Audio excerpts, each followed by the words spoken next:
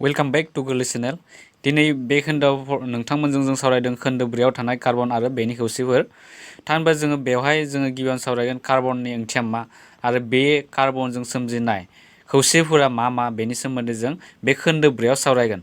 दा गिबियावनो फरायसा बिथांमोना कार्बन बुङोब्ला मा बुजियो? कार्बन बुङोब्ला फरायसा बिथांमोना बेखौनो बुंनांगोन जे जों जेब्ला माबा मोनसे मुवा मोनसेखौ सावनायनि उनाव जेब्ला हाथफ्ला जायो एबा हांगार जायो अब्ला बे सोमजिनाय मुवाखौनो जों कार्बन होननानै मोनथिनाय जायो। बुहुमाव जोङो गोबां रोखोमनि फ्राय गासैबो मुवा बेसादफोरानो कार्बनजों हाबनानै थायो। सुबुंनि देहा बा जिउ गोनां जिउ गैयै मुवाफोर गासैबो मा कार्बननि मोनसे खौसे मुवा। बे बुहुमनि गासैबो जिउ गोनां मुवाफोरानो कार्बननि सायाव बिथा खालामनाय।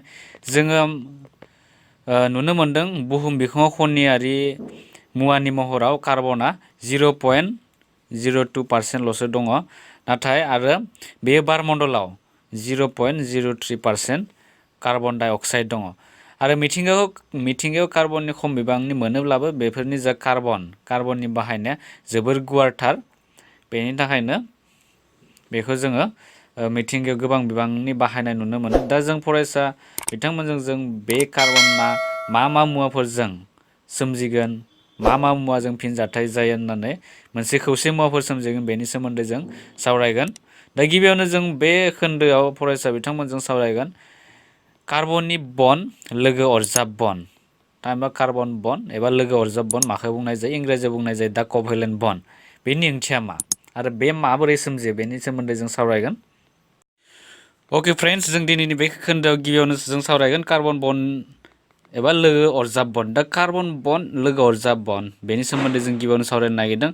दा फरायसा बिथांमोना आं गिबियावनो सोंनो लुबैयो नोंथांमोना थाखो 9आव इलेक्ट्रनारिनि साजायनायनि सोमोन्दै सोलोंबोबाय आरो जायफोर सोलोङाखै आं बिथांमोननो खनसे फोरमायफिनना होनो नागिरबावदों।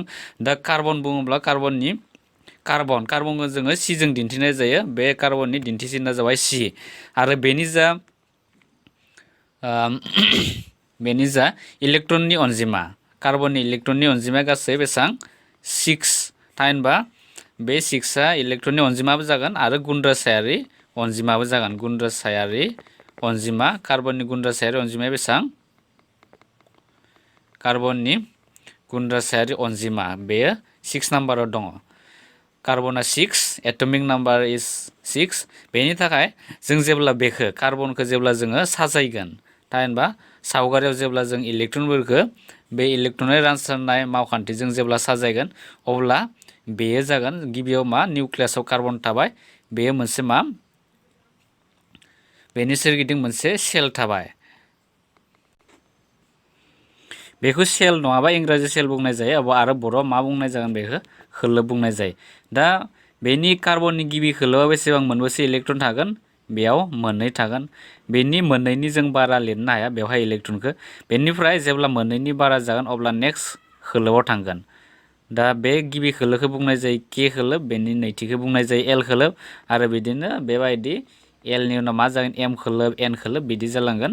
जेमानो खोलोबा इनक्रिज जागोन बिदिनो नामाबो बेबायदियै एलनिफ्राय स्टार्ट जानानै बिदि थांबाय थागोन। दा सेकेन्ड खोलोबाव बेसेबां दङ? सेकेन्ड खोलोबाव कार्बना बेसेबां थागोन? कार्बना मोनब्रै थागोन। दा जेब्ला जों इलेक्ट्रनफोरखौ सानना नायो, कार्बननि इलेक्ट्रनफोरखौ सानना नायो अब्ला बेयो गासै मोनद'नि जों बारा बेयाव आखिनो हाया। दा जाबाय बे इलेक्ट्रनारि साजायनाय जाबाय। दा फरायसा बिथांमोना जेब्ला नोजोर होगोन बेवहाय जोबथा खोलोबाव थानाय कार्बननि इलेक्ट्रननि अनजिमाया जाबाय 4। दा बेनि जा गुन्द्रासा गुबुननो हरनो हानाय बे इलेक्ट्रनखौ कार्बना बे गावनि मोनब्रै इलेक्ट्रनखौ बायजोआव थानाय मोनब्रै इलेक्ट्रनखौ गुबुननो एंगारनानै खौसे मुवा दानो हायो आरो माब्लाबा बेखौ गुबुननिफ्राय मोनब्रै इलेक्ट्रन एक्सेप्ट खालामनानै मोनसे गोदान मुवा एबा खौसे मुवा सोमजिनो हायो। बे जाबाय कार्बननि धोरोम। दा जेब्ला कार्बना बे मोनब्रै इलेक्ट्रनखौ गुबुननो हरगोन एबा गुबुननिफ्राय मोनब्रै इलेक्ट्रन नाजावगोन अब्ला कार्बना मोनसे स्टेबल माने दद्र अबस्थायाव फैगोन आरो दद्र अबस्थायाव फैनानै बेयो गेदेमा गेसनि इलेक्ट्रननि साजायनायखौ मोनगोन आरो बिदिनो मोनसे खौसे मुवा सोमजिगोन। दा कार्बननि मोननैसो धोरोम दङ। बे कार्बननि 1 नाम्बार धोरोमा जाबाय बेयो C4 एनायन सोमजिनानै थामहिनबा C4 नेगेटिभ माने नेगेटिभनि ओंथिया जाबाय नाजावनाय गुबुना होनाय इलेक्ट्रनखौ कार्बना मोनब्रै नाजावगोन आरो बेबायदि 4 माइनास सोमजिगोन एनायन सोमजिनानै मोनब्रै इलेक्ट्रन लानांगोन। नाथाय निउक्लियासनि थाखाय मोनद' थामहिनबा मोनब्रै उफ्रा इलेक्ट्रनफोरखौ हमथाना लाखिनाय गोब्राब जायो। जेब्ला बेयो मोनब्रै इलेक्ट्रनखौ गुबुननिफ्राय नाजावगोन कार्बना अब्ला निउक्लियासआव बे मोनब्रै इलेक्ट्रनखौ हमथाना लाखिनायाव गोब्राब जायो। बेनि थाखायनो बे मोनब्रै इलेक्ट्रन नाजावनाय नङा। आरो नाम्बार 2आ जागोन C4+। बे मोनसे नाम्बार 2नि कार्बननि मोनसे धोरोम। बेवहाय C4नि ओंथिया जाबाय केटायन माने दाजाबथाय सोमजिगोन आरो बेबो मोनसे मोनब्रै इलेक्ट्रन जायखारहोनानै कार्बननि केटायन निउक्लियासआव मोनद' प्रोटनजों लोगोसे मोननै इलेक्ट्रन हमथाना लाखिनायाव बेबो गोबां शक्तिनि गोनांथि जायो। मोनब्रै इलेक्ट्रन जुदि कार्बना गावनिफ्राय हगारहरो अब्ला बेयाव हगारनाय समाव बेखौ हमथाना लाखिनो थाखाय गोबां बिबांनि शक्तिनि गोनांथि जायो। बेनि थाखायनो बेबो मा जाया बे 4+खौ गुबुननो हगार हरनाय नङा कार्बना। दा अब्ला बेयो मा खालामगोन कार्बना मोनसे गुबुन गुदि मुवा एबा गुबुन गुन्दासाफोरजों मोनसे लोगो अरजाब बन्ड सोमजिनानै खौसे मुवा सोमजिगोन। दा साप'ज मोनसे लोगो अरजाब बन्डनि एग्जाम्पल जुदि सोङोब्ला फरायसा बिथांमोना मा लिरगोन? साप'ज मोनसे CH4 बे जाबाय बेनि मुङा जाबाय मिथेन। बे मोनसे लोगो अरजाब बन्ड थामहिनबा क'भेलेन्ट बन्ड सोमजिनायनि मोनसे बिदिन्थि। जेब्ला CH4खौ जोङो मोनसे सावगारिजों फोरमायो अब्ला बेयो मा जागोन? गिबियाव कार्बननि सोरगिदिं जों हाइड्रजेनफोरखौ आखिनांगोन। हाइड्रजेना बेवहाय बेसेबां दङ? मोनब्रै दङ। बेबायदि जों आखिबाय कार्बननि सोरगिदिं। आरो जों मिन्थिगौदि हाइड्रजेननि जा गुन्द्रासायारि अनजिमा बे गुन्द्रासायारि अनजिमाया जाबाय हाइड्रजेना जाबाय मोनसे एटमिक नाम्बार अफ हाइड्रजेन बे जाबाय मोनसे। दा बे मोनसे दङ नाथाय हाइड्रजेना बे मोनसे इलेक्ट्रनखौ कार्बननो डनेट खालामनो हानाय थामहिनबा बेयो कार्बननो होनो हानाय नङा। जेब्ला बेयो होगोन बेनियाव गुन्द्रासाया 0 जागोन थामहिनबा बेबायदि खालामनो हानाय नङा हाइड्रजेना। दा बेनि थाखायनो मा खालामगोन? हाइड्रजेन आरो कार्बननि गेजेराव इलेक्ट्रन मोनसे रानसारलायगोन थामहिनबा होनाय लानाय बेबायदि खालामलायगोन। दा बेयो कार्बननि अरजाबग्रा खोलोबाव मोनबेसे दङमोन? बाहेरा खोलोबाव मोनब्रै दंमोन। दा बे मोनब्रैखौ जों बिदि आखिनांगोन कार्बननि सोरगिदिं। थिग बिदिनो हाइड्रजेनाबो बाहेरा खोलोबाव मोनसेल' इलेक्ट्रन दङ। बे मोनसे इलेक्ट्रनखौ कार्बनजों बे शेयार खालामलायगोन थामहिनबा होनाय लानाय खालामलायगोन। बेबायदि खालामबाय बेनिफ्राय मोनसे बेबायदि लोगो अरजाब बन्ड सोमजिबाय कार्बन आरो हाइड्रजेननि गेजेराव बेबायदि सोमजिबाय। बेबायदि सोमजिबाय थामहिनबा बे मोननै इलेक्ट्रन मोननानै बेयो खाथिनि गेदेमा गेस हाइड्रजेना हिलियामनि इलेक्ट्रनारि साजायनायखौ मोनगोन आरो बेयो मोनसे दद्र अबस्थायाव थागोन। थिग बिदिनो कार्बनाबो बेनि जा इलेक्ट्रनफोर बेयो गासै बेसेबां? 8टा जाबाय, मोन 8 जाबाय आरो मोन 8 जानानै बेयो खाथिनि गेदेमा गेस बे जाबाय नियन। बे नियननि इलेक्ट्रनारि साजायनायखौ मोनगोन। दा बिदिनो बिसोर मोननैनि गेजेराव मोनसे दद्र सोमजिगोन आरो दद्र सोमजिनानै बे मोनसे गोदान खौसे मुवा सोमजिगोन। बे जाबाय मिथेन CH4। बिदिनो गोबां एग्जाम्पल दङ बे लोगो अरजाब बन्ड सोमजिनाय। आरो लोगो अरजाब बन्डआ गुबैयै मोनथाम रोखोमनि जायो। बे जाबाय नाम्बार 1आव जागोन से लोगो अरजाब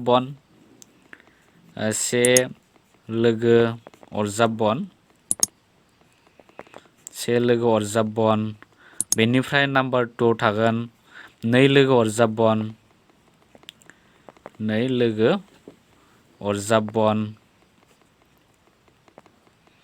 बेनिफ्राय आरो नाम्बार 3आव थागोन आरो 3 लोगो अरजाब बन्ड। बेबायदि जोङो मोनथाम मोननो हायो।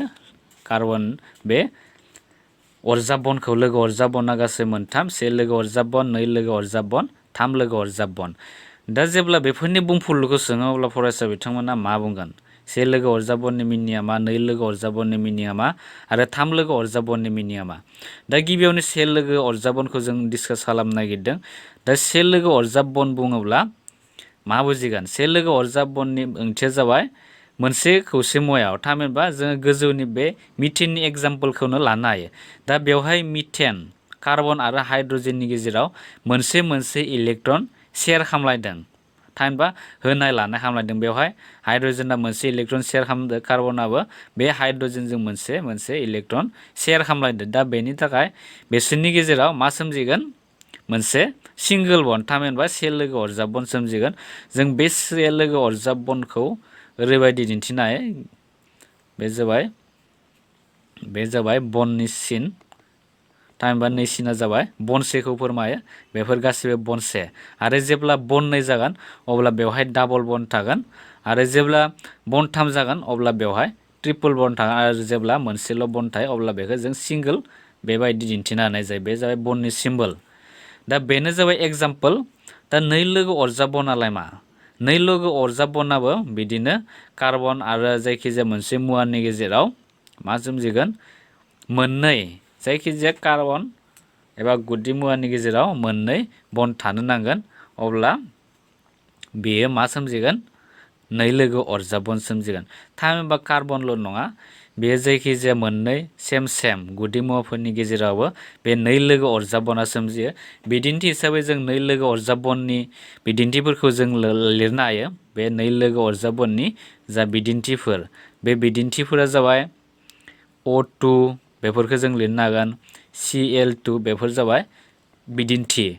आरो बेनि अनगायैबो जोङो H2बो लिरनो हागोन। गोबां दङ बिदिनो। दा फरायसा बिथांमोना बेफोरखौ जों उनाव सावरायगोन। दा गिबियावनो O2आ माबोरै डाबल बन्ड सोमजियो बेनि आं स्ट्राक्चारखौ आखिनो नागिरदों। दा O2नि स्ट्राक्चारखौ जेब्ला आखिगोन अब्ला गिबियावनो जोङो बेवहाय मोननै अक्सिजेन आखिनो नांगोन। दा बेनिफ्राय आखिनायनि उनाव जोङो गिबियावनो मोनथिनांगोन बे अक्सिजेननि जा एटमिक नाम्बार, थामहिनबा गुन्द्रासायारि अनजिमाया बेसेबां। अक्सिजेननि गुन्द्रासायारि अनजिमाया एटमिक नाम्बार अफ अक्सिजेन, बे बेसेबां जायो? गासै 8 नाम्बाराव दङ। आरो जेब्ला बे 8खौ जोङो बे गोजौनि बायदि इलेक्ट्रनजों साजायनाय खान्थि बायदि जुदि मावोबा मा जागोन? अक्सिजेननि गेजेराव थाबाय, बेनिफ्राय बेनि सोरगिदिं मोननै, गिबि खोलोबाव मोननै, बेनिफ्राय आरो थागोन बेयाव बेसेबां थागोन? मोनद' थागोन। बेबायदि मोनद' थागोन। 1 2 3 4 5 6, जायखिजाया मोनद'नि बारा आखिनो हानाय नङा जों। बेयो अलरेडि सिङाव मोननै थाबाय आरो गासै बाहेरा खोलोआव मोनद', टटेल दाजाबा मोन8 बे अनजिमाजों समान जागोन। दा अक्सिजेननि बाहेरा खोलोआव थानाय इलेक्ट्रनफोरा जाबाय मोनद'। बे मोनद'खौ जोङो बेवहाय सोरगिदिं साजायगोन, अक्सिजेननि सोरगिदिं साजायगोन। बेवहाय जोङो बेहा खाथिनि गेदेमा गेस नियन, बे नियननि इलेक्ट्रननि साजायनायखौ मोननो थाखाय मोननै इलेक्ट्रननि गोनांथि जागोन। दा बे मोननै इलेक्ट्रनखौ माबोरै मोनगोन अक्सिजेना? बे अक्सिजेना गावजों गाव मोननै अक्सिजेननि गेजेराव मोननै इलेक्ट्रन शेयार खालामनायनि गेजेरजों मोननो हागोन।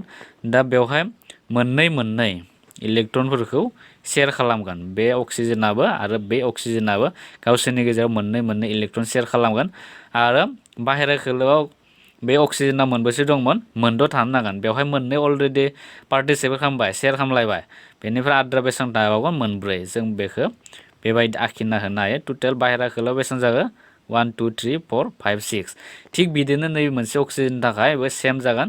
बेवहाय जोङो बेबायदि आखिबाय आरो बेबायदि आखिबाय। दा बेखौ जोङो बेबायदि मोनसे बेंखनजों बेंबाय। आरो जेब्ला फरायसा बिथांमोना सानना नायगोन अब्ला बे अक्सिजेननि थाखाय गासै बेसेबां इलेक्ट्रन मोनगोन? मोन8, 1 2 3 4 5 6 7 8, थामहिनबा खाथिनि गेदेमा गेस नियननि इलेक्ट्रननि साजायनायखौ मोनगोन। मोननैबो अक्सिजेना मोनगोन। आरो बेबायदि मोननायनि थाखाय बेयो मोनसे अक्सिजेन गेस बेबायदि सोमजियो। आरो जेब्ला बेबायदि मोननै इलेक्ट्रन शेयार खालामलायो जायखिजाया मोनसे गुदि मुवाफोरा एबा गुन्द्रासाफोरा, अब्ला बिसोरनि गेजेराव मोननै मा सोमजिगोन? Double bond सोमजिगोन। जों बेखौ जुदि मोननै गुदि मुवाफोरा गावसोरनि गेजेराव मोननै इलेक्ट्रन शेयार खालामलायो अब्ला जों बेखौ डाबल सिनजों फोरमायनाय जायो आरो बेखौ जोङो नै लोगो अरजाब बन बुंनाय जायो। थिग बिदिनो जोङो Cl2 नि बेलायावबो जोङो लिरनो हायो। बे Cl2 आ मोनसेल'सो शेयार खालामगोन सरि Cl2 आरो H2 बेयो नै लोगो अरजाब बननि बिदिन्थि जानाया बे मोनसेल'सो शेयार खालामगोन बे से लोगो अरजाब बननिसो बिदिन्थि जागोन। दा Cl2 माबोरै से लोगो अरजाब बननि बिदिन्थि जायो आं फरायसा फोरनि सिगाङाव दिन्थिनो लाबाय। Cl2 नि इलेक्ट्रनारि कनफिगारेशन थामहिनबा इलेक्ट्रनारि साजायनाया माबोरै Cl नि जा गुन्दासायारि अनजिमा बे 17 दङ आरो 17खौ जेब्ला जों साजायो बे गिबि खोलोबआव मोननै थागोन आरो बेयो नैथि खोलोबआव मोन 8 थागोन आरो जोबथारनाय खोलोबआव मोन 7 थामहिनबा बेनो मोन 8 थामहिनबा खाथिनि गेदेमा गेस आर्गननि इलेक्ट्रनारि साजायनायखौ मोननो थाखाय मोनसे इलेक्ट्रननि गोनांथि जाबावदों आरो बे मोनसे इलेक्ट्रनखौ मोननै क्ल'रिननि गेजेराव होनाय लानाय खामलायनाय थामहिनबा इलेक्ट्रनफोरखौ शेयार खालामनायनि गेजेरजों मोननो हागोन। दा बेखौ जों बेबायदि आखिनोसै। दा बेवहाय टटेल बाहेरा खोलोआव थानाय इलेक्ट्रना जाबाय मोन 7 जों बेखौ बोरै आखिगोन मोन 7खौ गिबियावनो फरायसा बिथांमोना सानग्रोनांगोन बेवहाय खाथिनि गेदेमा गेस आर्गननि इलेक्ट्रन साजायनायखौ मोननो थाखाय बेसेबां इलेक्ट्रननि गोनांथि जाबावदों मोनसे थामहिनबा मोनसे मोनोब्ला बेनि अनजिमाया जागोन 18 थामहिनबा आर्गननि इलेक्ट्रननि साजायनायखौ मोनगोन। अब्ला फरायसा बिथांमोना गिबियावनो बेयाव मोनसे इलेक्ट्रनखौ लिरग्रोना ला बेबायदि जों लिरग्रोना लाबाय। जाहोना जाबाय बेहा खाथिनि गेदेमा गेस आर्गननि इलेक्ट्रननि साजायनायखौ मोननो थाखाय बे मोनसे इलेक्ट्रनखौ रानसालायनांगोन। दा बेनिफ्राय बे जाबाय बेनिफ्राय बेसेबां थाबावगोन मोन 6 थाबावगोन जे जों दा मोन 6खौ बेबायदि आखिना होबानो जाबाय मोन 2 मोन 3 मोन 4 मोन 5 मोन 6 मोन 7 बेबायदि जाबाय। अलरेडि जोंहा बेसां 7 दङमोन बाहेराव मोनसे मोन 2 मोन 3 मोन 4 मोन 5 मोन 6 मोन 7 बेबायदि जाबाय। बेनिफ्राय बेनि थाखायबो बेबायदि जों आखिबाय। बेनिफ्राय जों मोनसे बेंखनजों बेंथेबाय बेबायदि आरो जेब्ला जों बनखौ दिन्थिनाय जायो अब्ला बे जागोन Cl बे मोनसे सिंगल बन थामहिनबा मोनसेल' बन जुदि थायोब्ला मोनसेल' जुदि इलेक्ट्रन शेयार खालामलायोब्ला जों बेबायदि दिन्थिनो हानाय जायो। दा बेफोरनो जाबाय से लोगो अरजाब बननि बिदिन्थि सरि बे नै लोगो अरजाब बन नङा। बेनिफ्राय जोबथा थामथियाव दङ मा आरो 3 लोगो अरजाब बननि ओंथिया जाबाय 3 लोगो अरजाब बन बेनि ओंथिया मा 3 लोगो अरजाब बननि ओंथिया जाबाय 3 लोगो अरजाब बन सोमजिनोब्ला बेहा मोनसे ट्रिपल बन सोमजिनाय जानो नांगोन। दा बेनि जे एग्जाम्पल बे एग्जाम्पला जाबाय N2 जागोन बे नाइट्रजेननि जा इलेक्ट्रन एबा गुन्दासायारि अनजिमा बेयो गासै बेसेबां नाइट्रजेनना मोन 7 थामहिनबा 7 गुन्दासायारि अनजिमाया 7 जेब्ला बेखौ जों साजायगोन अब्ला गिबियाव मोननै थागोन आरो 5 थागोन जों बाहेरा खोलोआव मोन 5 थागोन आरो जेब्ला बे खाथिनि गेदेमा गेस नियन बे नियननि इलेक्ट्रननि साजायनायखौ मोननो थाखाय मोन 3 इलेक्ट्रननि गोनांथि जाबावदों। बेनि थाखायनो बे मोननै नाइट्रजेननि गेजेराव मोन 3 इलेक्ट्रन साजायनायनि गेजेरजों खाथिनि गेदेमा गेसनि इलेक्ट्रननि साजायनायखौ मोननो हागोन। दा बेयो माबायदि जागोन बेवहाय मोन 3 इलेक्ट्रन बेबायदि शेयार खालामगोन आरो बेहा बाहेरा खोलोआव मोन 5 दङ बेवहाय अलरेडि मोन 3 शेयार खालामलायबाय आरो बेवहाय मोननै थाबावगोन बाहेरा खोलोआव जों बेबायदि आखिना होनो हायो। बेनिफ्राय जोबथारनायाव मा सोमजिगोन N ट्रिपल बन N बेबायदि मोन 3 बन सोमजिनाय जों नुनो मोनगोन। मोन 3 बना माब्ला जायो जेब्ला बेबायदि मोन 3 इलेक्ट्रन शेयार खालामलायो अब्ला बेबायदि मोन 3 बन सोमजियो।